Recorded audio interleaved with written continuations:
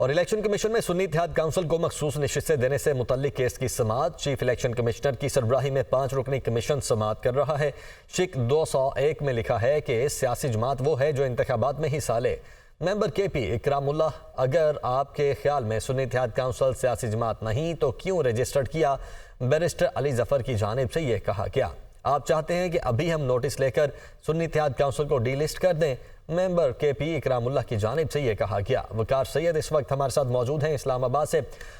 وقار بتائیے گا ابھی تک جو سماعت چل رہی ہے اس کے ریمارکس کیا ہیں؟ جی بالکل، الیکشن کمیشن میں سنی اتحاد کونسل کو مخصوص نشستوں سے متعلق کیس کی سماعت جاری ہے، جس میں بیرسٹر علی ظفر جو ہے وہ اس وقت دلائل دے رہے ہیں، اور ان کی جانب سے جو ہے وہ یہ دلائل دیے گئے کہ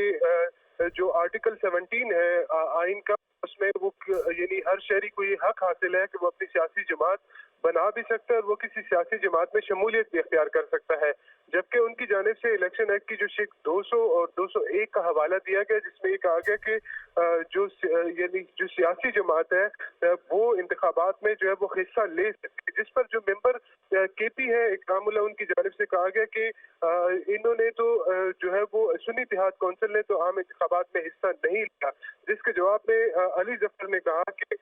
حصہ لینا الگ بات ہے اور حصہ لیا جانا جو ہے وہ ایک الگ چیز، جس پر ممبر کے پی ہے ان کی جانب سے کہا گیا کہ آپ یہ چاہتے ہیں کہ اس جماعت کو جو ہے وہ ری لسٹ کر دیا جائے، جس کے بعد علی ظفر کی جانب سے کہا گیا کہ اس جماعت کو جو ہے وہ باقاعدہ طور پر انتخابی نشان ہے، یہ ایک رجسٹر جو ہے وہ جماعت ہے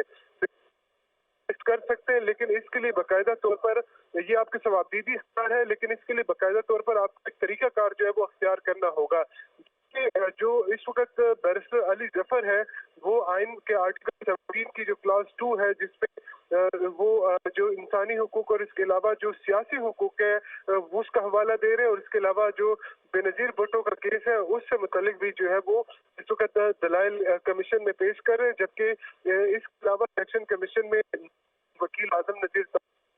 پیپلز پارٹی کے وکیل فاروق ایچ نائک بھی موجود ہیں، اور اس کے علاوہ فاروق نسیم جو ایم پاکستان کے وکیل ہیں وہ بھی اس وقت موجود ہیں، جس میں جب علی ظفر یہ دلائل مکمل کریں گے تو ان کی جانب سے دوبارہ ٹھیک ہے، بہت شکریہ وقار آپ کا۔